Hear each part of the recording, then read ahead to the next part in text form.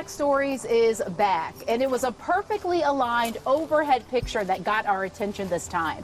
But what we found on the ground, greens, grace, and a lot of hope. This picture grabs your attention, but it's not so clear what's below. Get a little closer and you can see cabbage, fresh greens, herbs, tomatoes.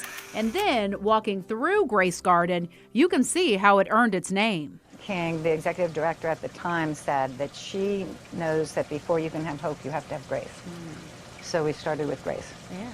And that worked. Yeah. Mary Ellen spearheaded the garden at Beam 10 years ago with lots of grace. A huge donation from Home Depot made it all possible.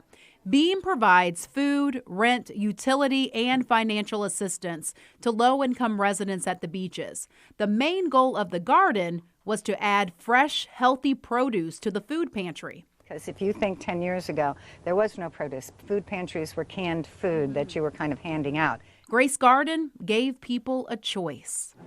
The stuff that we harvest does come in here, and I think that's our lettuce and our arugula that we brought in. From this? That came in yesterday.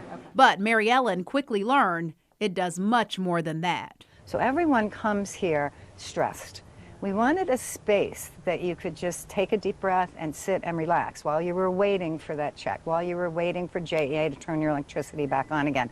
This journey was not one she trained or even asked for. In fact, Mary Ellen's first garden was actually a kind of a surprise.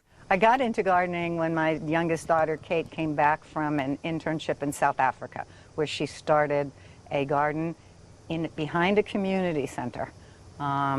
And when she came home, she tore out our whole yard and put in boxes, and then proceeded to go back to school in Washington, D.C. So she had to learn, and later found out this unexpected inheritance was truly a gift. Like, did your heart sing when you would be in your garden? I did love it. It became, watching a seed grow under the ground. They say to plant a garden is to believe in the future. And I loved it, and my grandchildren were little then. They would spray with spray. Zara and Christian would take care of things. It's been a family affair. Mary Ellen has 2 daughters. So tell me, did Jen ever spend time in here?